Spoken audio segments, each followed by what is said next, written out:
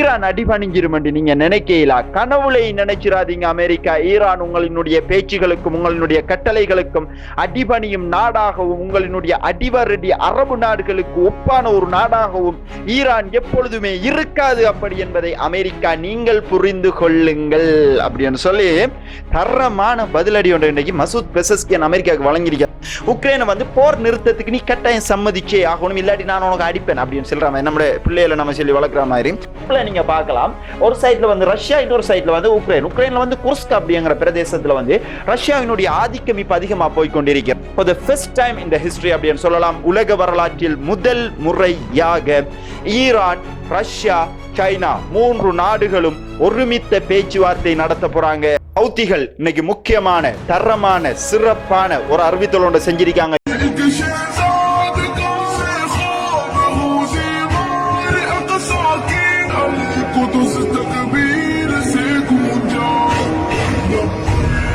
நாளுக்குரிய நமது வீடியோவை பார்க்க வந்திருக்கிற அனைவரையும் பணிவன்புடன் வரவேற்கின்றேன். இந்த வீடியோவை முழுமையா பார்த்தா தான் உங்களுக்கு நம்மளோட வீடியோ சம்பந்தப்பட்ட எல்லா தரவுகளும் முழுமையாக புரியும். அது மட்டும் இல்லாம நம்மளோட சேனலுக்கு புதுசா வந்திருக்கிறவங்க எல்லாருமே வந்து இதுவரைக்கும் நம்மளுடைய சேனலை சப்ஸ்கிரைப் பண்ணல, ஃபாலோ பண்ணல அப்படின்னு சொன்னா பண்ணிக்கொள்ளுங்க. ரஷ்யா உக்ரைன் சம்பந்தப்பட்ட செய்திகளை இந்த வீடியோல நம்ம முதற்கட்ட செய்திகளாக பார்க்கலாம். அந்த அடிப்படையில் ரஷ்யா உக்ரைன் சம்பந்தப்பட்ட பேச்சுவார்த்தைகள் வெள்ளை மாளிகையில் நடந்திருந்துச்சு. இந்த உலகத்துக்கு முழுமையாக தெரிஞ்ச ஒரு விஷயம்.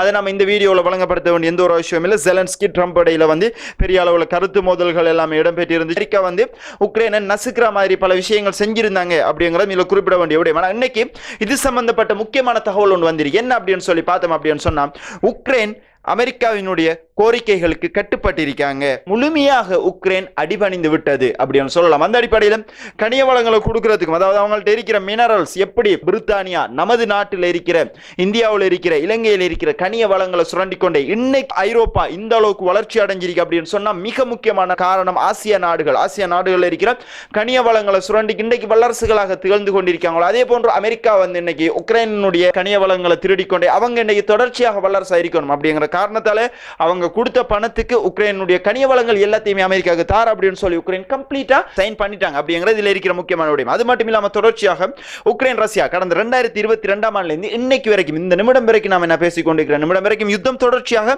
உக்ரைன் ரஷ்யாவில் நடந்து கொண்டு வருது. உக்ரைன் ரஷ்யா பிரதேசங்களை வந்து உக்ரைன் நிறுத்தணும், அதாவது போர் நிறுத்தம் கொண்டு வரணும் அப்படிங்கிற காரணத்துக்காக உக்ரைனை வந்து போர் நிறுத்தத்துக்கு நீ கட்டாயம் சம்மதிச்சே ஆகணும், இல்லாட்டி நான் உனக்கு அடிப்பேன் அப்படின்னு சொல்ற மாதிரி நம்முடைய பிள்ளைகளை நம்ம சொல்லி வளர்க்குற மாதிரி அமெரிக்கா உக்ரைனுக்கு சொல்லியிருந்தாங்க. சரியாக நான் வந்து உங்களோட பேச்சுக்கு நான் கட்டுப்படுறேன் அப்படின்னு சொல்லி காலில் விழுந்துறாங்க உக்ரைன் அப்படின்னு சொல்லலாம். அந்த அடிப்படையில் இப்ப உக்ரைன் அறிவிச்சிருக்காங்க. உக்ரைனை அறிவிக்கல, இது வந்து அமெரிக்கா சொல்லியிருக்காங்க அப்படின்னு சொன்னா உக்ரைன் வந்து சம்மதம் தெரிவிச்சிட்டாங்க 30 நாள் யுத்த நிறுத்தத்துக்கு அப்படின்னு சொல்லி அமெரிக்கா சொல்லியிருக்காங்க. இந்த யுத்த நிறுத்தத்தினுடைய பேச்சுவார்த்தை எங்க நடந்திருக்கு அப்படின்னு பார்த்தோம்னா, இந்த உலகத்தினுடைய சமாதானத்தினுடைய தூதுவர்கள் நிரம்பி இருக்கிற நாடு சவுதி அரேபியாவில் உக்ரைனுக்கும் அமெரிக்காவுக்கும் நடந்த பேச்சுவார்த்தையில தான் இந்த யுத்த நிறுத்தம் வந்து 30 நாள் உக்ரைன் தான் ஏற்றுக்கொண்டிருக்காங்க, ரஷ்யா ஏற்றுக்கொள்ளலாக அமெரிக்கா வந்து இந்த 30 நாள் யுத்த நிறுத்தத்தை உக்ரைன் ஏற்றுக்கொண்டிருக்காங்க. நீங்க இந்த யுத்த நிறுத்தத்தை ஏற்றுக்கொள்ளணும் அப்படின்னு சொல்லி அமெரிக்கா வந்து ரஷ்யா கிட்ட ஒரு கோரிக்கை ஒன்று வச்சிருக்காங்க. இந்த யுத்த நிறுத்தம் பார்த்துக்கு முக்கியமான காரணம் என்ன அப்படின்னு பார்த்தோம்னா, உக்ரைன்ல வந்து நீங்க பார்க்கலாம்.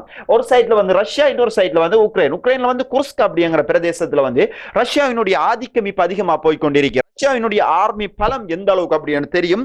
இந்த யுத்தத்தை பொறுத்த வரைக்கும் ரஷ்யா வந்து அவர்கள் தனியொரு உக்ரைனோட மட்டும் யுத்தம் செய்யல, முழு நேட்டோ நாடுகளோடையும் யுத்தம் செஞ்சு கொண்டு வராங்க அப்படிங்கறத இதுல இருக்கிற முக்கியமான விஷயம். அந்த அடிப்படையில் உக்ரைனுடைய இந்த குர்ஸ்க் அப்படிங்கிற பிரதேசத்தை ரஷ்யா கம்ப்ளீட்டா கைப்பற்றி வச்சிருக்காங்க, பிடிச்சு வச்சிருக்காங்க. இந்த குர்ஸ்க்ல வந்து திருப்பி ரீபில்ட் பண்றதுக்கு உக்ரைனுடைய ராணுவத்தை, அதே போன்று நேட்டோ நாடுகளினுடைய ராணுவத்தை திருப்பி ரீபில்ட் பண்ணி ஒரு ஸ்ட்ராங்கான பொசிஷனுக்கு கொண்டு வரணும். நமக்கு கட்டாயம் ஒரு 30 நாள் யுத்த நிறுத்தம் தேவை. அப்படி இல்லைன்னு சொன்னா ரஷ்யா வந்து மீதம் இருக்கிற இன்னும் இருக்கிற உக்ரைனுடைய நிலங்களை பிடிச்சிருவாங்க. ஆல்மோஸ்ட் ஆல்ரெடி வந்து ரஷ்யா 20% மேற்பட்ட உக்ரைனுடைய நிலங்களை பிடிச்சு வச்சிட்டாங்க. அதை மீறி இன்னும் பிடிச்சிடக்கூடாது அப்படிங்கிறதுக்காக இந்த யுத்த நிறுத்தம் வந்திருக்கு அப்படின்னும் தகவல்கள் நமக்கு வந்திருக்கு. அது மட்டும் இல்லாம இந்த யுத்த நிறுத்தம் வந்தத்தினூடாக இன்னொரு சைடில் பார்த்தோம்னா, நான் உனக்கு ஆயுதம் தரமாட்டேன் அப்படின்னு சொல்லி வாய் வார்த்தைகள் மூலமாக தான் சொல்லியிருந்தாங்க.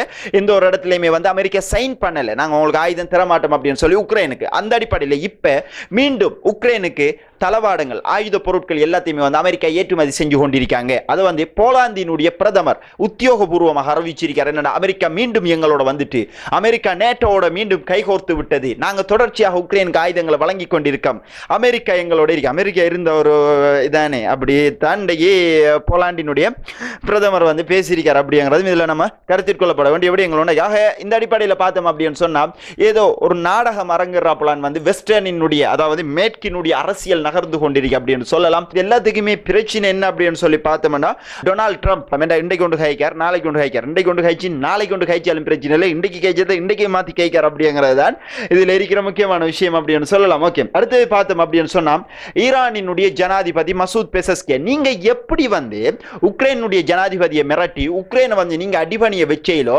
அப்படி ஈரான் அடிபணிஞ்சிரும் என்று நீங்க நினைக்கல, கனவுளை நினைச்சிராதீங்க. அமெரிக்கா ஈரான் உங்களினுடைய பேச்சுகளுக்கும் உங்களினுடைய கட்டளைகளுக்கும் அடிபணியும் நாடாகவும் உங்களினுடைய அடிவரடி அரபு நாடுகளுக்கு ஒப்பான ஒரு நாடாகவும் ஈரான் எப்பொழுதுமே இருக்காது அப்படி என்பதை அமெரிக்கா நீங்கள் புரிந்து கொள்ளுங்கள் அப்படின்னு சொல்லி தரமான பதிலடி ஒன்று இன்னைக்கு மசூத் பெசஸ்கியன் அமெரிக்காவுக்கு வழங்கியிருக்கார் அப்படின்னு சொல்லலாம். அது மட்டும் இல்லாம அவர் சொல்லியிருக்கார் என்னன்னு சொன்னா இப்பொழுது நீங்கள் எங்களை அச்சுறுத்த தொடங்கியுள்ளீர்கள், நான் நிச்சயமாக பேச்சுவார்த்தை நடத்த மாட்டேன், நீங்கள் என்ன வேண்டுமானாலும் செய்யுங்கள். அதாவது இந்த அலி கமேனி எடுக்கிற முடிவு தான் ஈரானை பொறுத்த வரைக்கும். இவருக்கு வந்து லைட்டா பேச்சுவார்த்தை நடத்துற ஒரு திட்டம் ஒன்று இருந்த மசூத் பெசஸ்கியனுக்கு இருந்த போதிலையும் அலி கமேனி அதாவது ஈரானினுடைய உச்ச தலைவர் மன்னர் அப்படின்னு சொல்லலாம் அவருடைய ஏற்பாடு அவருடைய திட்டம் எந்த ஒரு சந்தர்ப்பத்திலே அமெரிக்காவோட பேச்சுவார்த்தை சேரல் அப்படின்னு அவருடைய முடிவு இருந்துச்சு. அவருடைய முடிவு தான் உறுதியானது அப்படிங்கறத ஈரானினுடைய ஜனாதிபதி இன்றைக்கு உறுதிப்படுத்திக்கிறார் அப்படின்னு சொல்லலாம். அது மட்டும் இல்லாம for the first time in the history அப்படின்னு சொல்லலாம் உலக வரலாற்றில் முதல்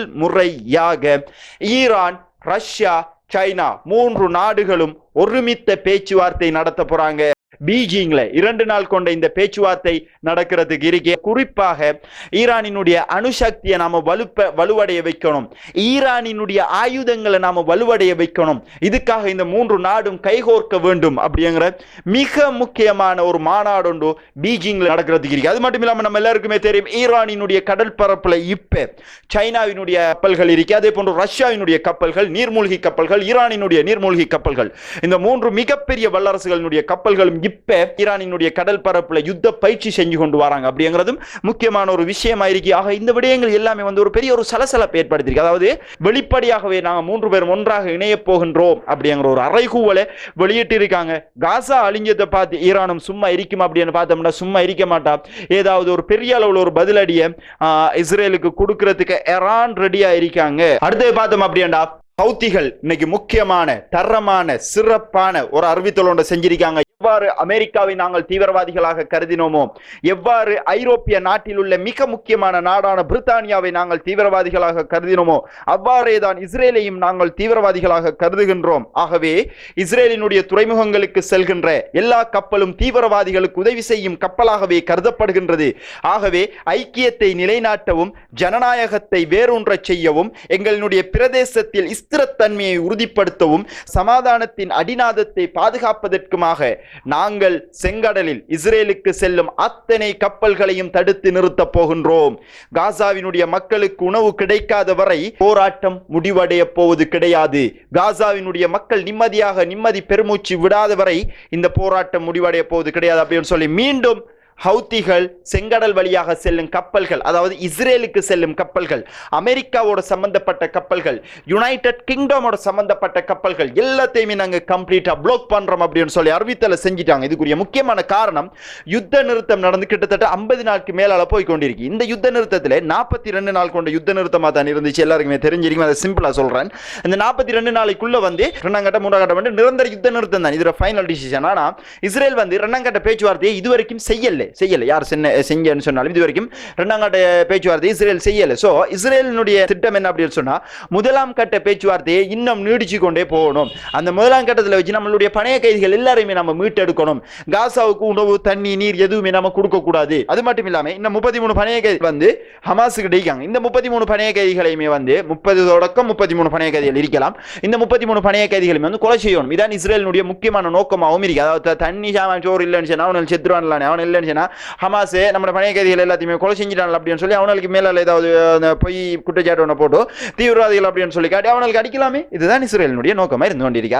அதுக்காக ரெண்டு பிளான் அவங்க போட்டாங்க. அதுக்கு மேலால ஈரான் பிளான் வேற மாதிரி இருக்குதானே. ஆக இந்த யுத்தத்தில் மிகப்பெரிய அளவில் வெற்றி பெற்ற ஹவுதிகளை வச்சு தான் அடிக்கிறதுக்கு நாம ஸ்டார்ட் பண்றதுதான் சரியான ஒரு தளம் அப்படின்னு சொல்லி இன்னைக்கு ஈரான் வந்து ஹவுதிகளுக்கு கட்டளை அடிக்காங்க. அவ்வளோத்தையும் பிளாக் பண்ணி போட்டு வச்சுக்காங்க அப்படிங்கிற முக்கியமான இந்த அடிப்படையாக கொண்டு ஈரானினுடைய கப்பல்களை உலகம் முழுவதிலேயும் போற அத்தனை கப்பல்களையும் அமெரிக்கா கட்டுப்படுத்தணும் அப்படின்னு சொன்னாங்க. அதுக்கு ஈரான் தரப்புல இந்த ஒரு பதிலடி ஒன்று வந்துச்சு அப்படின்னா நீங்க எங்களை கப்பலை கட்டுப்படுத்துங்க பிரச்சனை இல்லை, அதாவது எண்ணெய் ஏற்றுமதி ஈரான் பிசினஸ் எத்தமாக இல்லாம ஆக்கணும் அப்படிங்கிறது அமெரிக்காவினுடைய நோக்கமா இருக்கு. அதுக்கு ஈரான் சொன்னாங்க அப்படின்னு சொன்னா நீங்க வந்து எங்களை கப்பலை கட்டுப்படுத்துங்க என்ன அவசியம், அது ஒரு பிரச்சனையும் இல்லைங்க, எங்களுக்கு ஒரு இது போனா போல இல்லை எங்களுக்கு. ஆனா ஹொர்மோஸ் ஜலசந்தி வழியாக இந்த உலகத்தில் 40% எண்ணெய் ஏற்றுமதி செய்யப்படுற ஹொர்மோஸ் ஜலசந்தியை உடனடியாக ஈரான் கைப்பற்றும் அப்படின்னு சொன்னாங்க. ஈரான் இப்ப வந்து என்னதான் நடந்தாலும் சரி ஈரான் அவர்களுடைய கோட்பாட்டிலையும் அவர்களுடைய கொள்கையிலையும் உச்ச தலைவர் அலி கமேனியினுடைய பேச்சை மீறுவதாக இல்லை. ஐஆர்ஜிசி ஈரானினுடைய ராணுவம் ஈரானினுடைய அத்தனை பேரும் ஒருமித்த கோட்டில் ஒருமித்த பயணத்தில் தொடர்ச்சியாக இஸ்ரேல் அமெரிக்க நாடுகளுக்கு எதிராக வெளிப்படையாக பயணித்துக் கொண்டிருக்கிற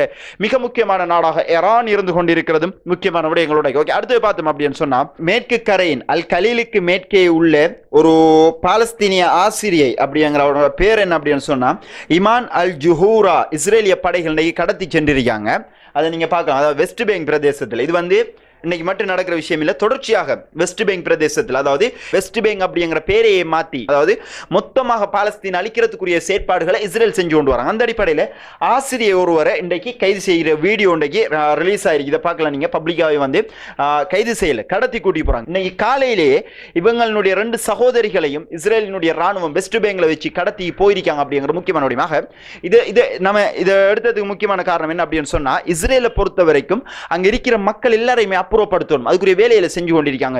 ஜெயிலுக்குள்ள போடுற கிட்டத்தட்ட லட்சக்கணக்கில் பேராக்களை ஜெயிலுக்குள்ளே இன்னைக்கு மர்டர் பண்ணிருக்காங்க இஸ்ரேல் அப்படிங்கிறத நிலைக்கிற முக்கியமான விடயம். அந்த அடிப்படையில் அந்த மக்களை காணாமலாக்கப்பட்ட மக்களாக ஆக்கியிருக்காங்க. அவங்களுக்கு கேள்வி கேட்கறதுக்கு யாருமே இல்லை, எந்த அரபு நாடுகளுமே அவங்களுக்கு கூட இப்போ இல்லையே.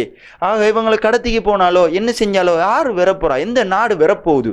மேக்சிமம் மனித உரிமைகளை இஸ்ரேல் மீறிக்கொண்டிருக்கின்றது. அத்தனை அரபு நாடுகளும் ஐநா சபையும் பார்த்து கொண்டிருக்கிறதான் இதில் இருக்கிற முக்கியமான விடயம்.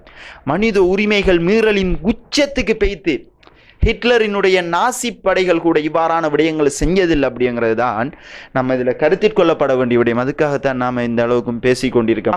பாலஸ்தீனிய மக்கள் இந்த ரமலான் மாதத்தில் பாலஸ்தீனிய மக்களுக்காக நம்ம வந்து பிரார்த்தனைகளை தொடர்ந்து செஞ்சு கொண்டிருப்போம். காசா மீட்சி அடைய வேண்டும், பாலஸ்தீனம் வெற்றி பெற வேண்டும், பாலஸ்தீனிய மக்கள் நிம்மதியாக வாழ வேண்டும், அதுவே நமது நோக்கமாக இருந்து கொண்டிருக்கு அப்படின்னு சொல்லலாமாக. தொடர்ச்சியாக இந்த வீடியோ சம்பந்தப்பட்ட கருத்துக்களை கேட்ட எங்களை கமெண்ட் பாக்ஸில் பதிவிடுங்க. இன்னைக்கு வந்து முக்கியமான தகவல்கள் எல்லாத்தையுமே எடுத்து இந்த வீடியோவில் நம்ம எட் பண்ணியிருக்கோம். அது மட்டும் இல்லாமல் இது போன்ற தகவல்கள் தொடர்ச்சியாக வரணும் அப்படின்னு சொன்னா நம்மளுடைய வீடியோ கண்டினியூஸா ஃபாலோ பண்ணிக்கொள்ளுங்க அப்படின்னு சொல்லி உலகத்தில் நடக்கிற காசா இஸ்ரேல் மட்டுமில்லை போர் மானிட்டரிங் நம்மளோட கொள்கை கோட்பாடு நம்மளுடைய சேனலினுடைய எதிர்கால திட்டம் எல்லாமே வந்து உலக யுத்தம் சம்பந்தப்பட்டதாகத்தான் இருக்கும். அதே போன்று வரலாறுகளை சம்பந்தப்படுத்திய ஹிஸ்டரி தன்னுடைய சொந்த வரலாறு தெரியாதவன் சமூகத்தில் இருந்தேனே இல்லாட்டியா நம்மளுடைய வரலாறு நமக்கு முக்கியம். அந்த அடிப்படையில் இந்த சேனலை நம்ம எதிர்காலத்தில் கொண்டு போறதுக்கு தயாராக இருக்கும் அப்படின்னு சொல்லிக்கொண்டு இந்த வீடியோவில் இருந்து விடைபெறுகின்றேன். மிக்க நன்றிகள்.